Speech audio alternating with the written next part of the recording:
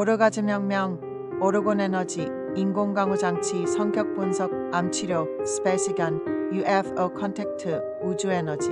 세상에 대한 분노를 가진 미치광이 천재, 비렐름 라이이, 사랑, 일, 그리고 지식은 우리의 삶의 원천입니다. 이들은 또한 우리의 삶을 지배해야 합니다. 라이이는 1897년 3월 24일 오스트리아 헝가리 제국의 갈리치아 지방에 있는 도브르지앙카에서 태어났습니다. 라이이는 프로이트가 아끼는 정신과 의사였으며 생물학자, 과학자였습니다. 라이이는 유복한 가정에 태어났고 어려서부터 성에 관심이 많았고 어린 나이에 어머니의 외도를 목격하게 되고 가정은 파탄이 났습니다. 또한 그는 어른이 되기 전에 성경험을 가졌습니다. 라이이는 대학에 들어가 직접 성학을 연구하기 위한 모임을 만들었습니다. 라이이는 프로이트로부터 정신분석학을 배웠으며 노벨의학상을 수상한 야우레크로부터 신경정신과학을 배웠습니다. 라이이는 많은 정신치료를 하면서 오르가즘과 많은 정신적, 육체적 질병이 관계가 있음을 알게 됐습니다. 프로이트는 자신의 리비도 이론을 포기했지만 라이이는 끝까지 파고들어 자신만의 오르가즘 이론을 만들어냈습니다. 오르가즘 연구로 인해 세상의 수많은 멸시와 조롱을 받았습니다. 이것은 그의 위대한 업적을 깎아내리는 물타기 전략이었습니다. 세상은 그를 미치광이 섹스 머신으로 만들었습니다. 당시 독일은 나치가 세력을 키우던 때였고 라이이는 공산당에 들어가 성혁명을 사회적 운동으로 만드는데 말스와 엥겔스의 이론을 공부하며 엄청난 노력을 했습니다. 라이이는 학기당 7,000명이 모이는 말스 대학에서 성과 정치에 대한 강의를 했습니다. 당시 이곳은 아인슈타인도 강사로 있었던 곳이고 독일 전역에 여러 분교가 있었습니다. 공산당은 당원을 모집하기 위해 라이이를 이용했습니다. 그러면서 라이이의 성정치 책을 출판을 허락하지 않았습니다. 결국 라이이는 스스로 출판사를 세워서 책을 출판했습니다. 그때 라이이는 한 여자와 깊은 사랑에 빠집니다. 그녀는 댄서였고 그녀를 통해서 라이이는 몸, 움직임, 호흡 등의 지식을 강화하게 됩니다. 라이이는 이미 수년 전부터 정신병 환자들의 몸에 대한 지대한 관심을 갖고 있었습니다. 성격 분석은 표정 읽는 방법을 발전시켰다. 성격 분석은 말이 필요 없는, 말 없는 방식이다.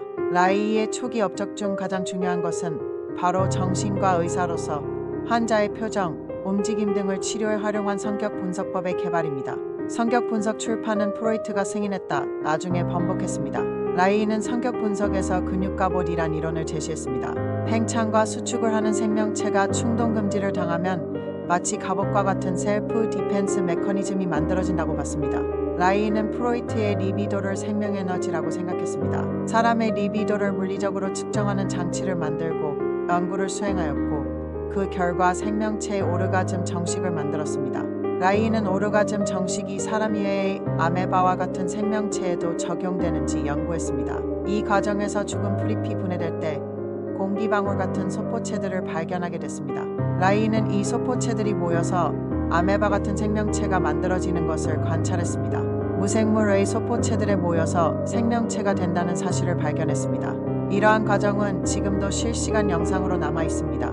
라이이는 이 소포체를 바이온이라고 이름 지었습니다. 바이온들이 박테리아가 못 움직이게 하거나 죽이는 현상이 관찰되었습니다. 라이이는 1936년 영국 과학자의 암세포가 발생하는 영상을 보며 자신이 암세포가 발생하는 원리를 발견했다고 직감했습니다. 바이온은 박테리아 정도의 크기로 이것을 관찰하기 위해 4,000배를 확대할 수 있는 현미경을 구입했습니다. 라이이는 로커펠러 재단에 자신의 암 연구를 지원 요청했지만 금방 거절당했습니다. 당시 라이이의 연구는 파격적이었으며 많은 과학자들은 라이이를 사기꾼이라고 생각했습니다. 라이이는 바이온이 박테리아뿐만 아니라 암세포를 무력화하는 것을 관찰하고 쥐를 대상으로 암을 치료하는 방법에 몰두했습니다. 바이온들이 패킷 형태를 구성했는데 이것을 PA 바이온이라고 불렀습니다. 라이이의 파격적인 암 연구는 프랑스 교수를 비롯하여 여러 번 재현되는 결과를 얻었지만 주류 언론 및 과학계로부터 또 다시 악의적 공격을 받았습니다. 라이이의 조수가 실수로 바닷모래를 멸균하여 바이온 실험을 하였는데 즉각적으로 암세포를 무력화하는 것이 관찰되었습니다. 라이이는 이 바이온을 사파바이온이라 이름 지었습니다. 라이이는 바이온 실험을 하면서 바이온이 일종의 에너지를 방사하는 것을 알아챘습니다. 라이이는 이제 이 에너지 방사가 어떤 것이 조사했습니다. 패러데이 케이지 실험을 통해 이 에너지는 전자기 에너지가 아님을 알아냈습니다. 이 에너지는 생명에너지였습니다. 라이이는 이 에너지를 오르곤 에너지로 이름 지었습니다. 오르가즘 정식을 발견하고 리비도를 증명하기 위해 노력한 결과가 오르곤 에너지라는 생명 에너지 발견으로 이어졌습니다. 이러한 업적에도 유럽에서 멸시를 받자 라이는 한 미국 교수의 지원을 받아 미국 뉴욕으로 이주하게 됩니다. 절묘하게 2차 대전 발발하기 4일 전이었습니다. 미국에 도착하자마자 암 연구를 계속했고 큰 콩 사이즈의 유방암을 가진 쥐에게 사파바이온을 주입하였더니 며칠 만에 크기가 줄더니 6일째 크기가 절반이 되는 것을 관찰했습니다. 바이온이 암세포의 크기를 줄이고 생명을 연장하는 효과가 있었지만 실험 쥐들은 모두 결국 죽었습니다. 그렇다고 하더라도 오르곤 에너지가 암을 치료하는데 분명한 영향이 있다는 것은 분명했습니다. 암 연구가 진행되는 동안 미국 FBI의 라이의 공산주의 활동을 경계하는 내용이 보고됐습니다. 이때부터 라이에 대한 FBI 조사가 시작됐습니다. 라이는 오르곤 에너지를 물리적으로 관찰하기 위해 연구했습니다. 오르곤 에너지는 유기물의 흡수가 잘 되고 철과 같은 무기물은 흡수했다 바로 튕겨내는 것을 발견하고 내부에 바이온을 넣어 오르곤 에너지를 모을 수 있는 박스를 고안했습니다. 이것이 Orgon Accumulator입니다. 그런데 내부에 바이온 배양액을 넣지 않아도 오르곤 에너지가 모이는 것이 관찰되었습니다. 그는 도대체 이 에너지가 어디서 오는 건지 알 수가 없었습니다. 한 여행 중 대기 중에서 오르곤 박스에서 봤던 현상들을 관찰하고 오르곤 에너지가 대기 중 어느 곳에나 있다고 생각했습니다. 즉 세상 어디든 오르곤 에너지가 있다는 것입니다.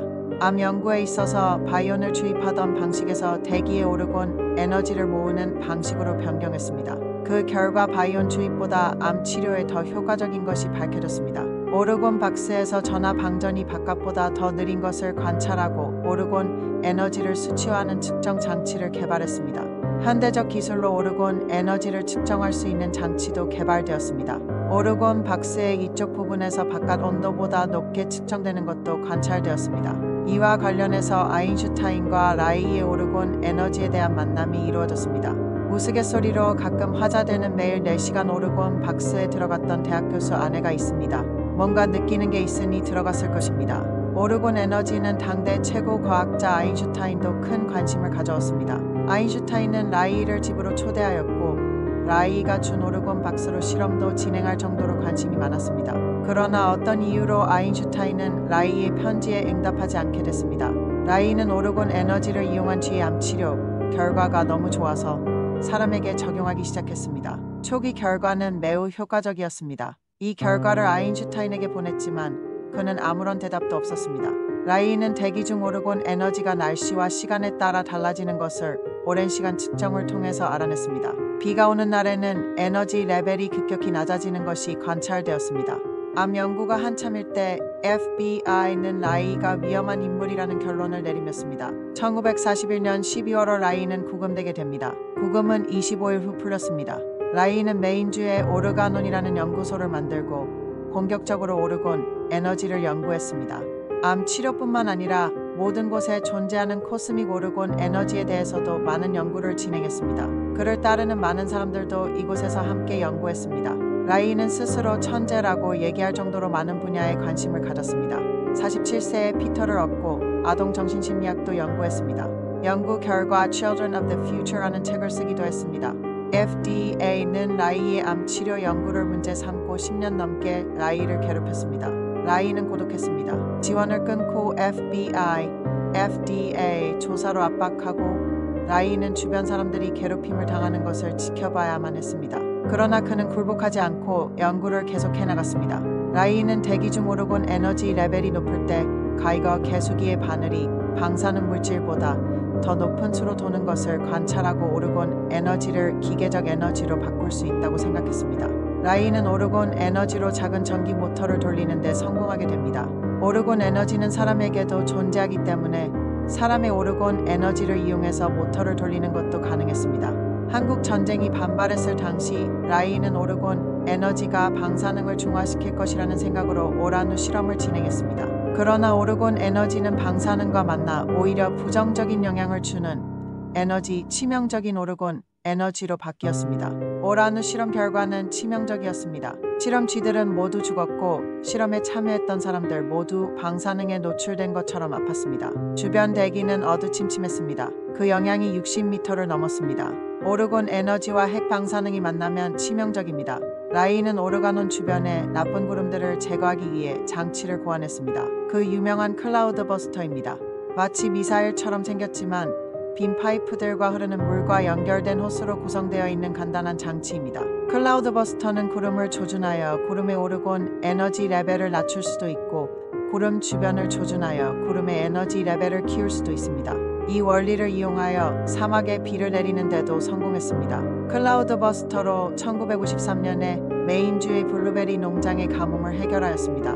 라이는 애리조나 사막 투산에도 식물이 자랄 수 있게 했습니다. 비를 내리게 하는 연구는 최근까지도 드메오 박사에 의해 재현되었습니다.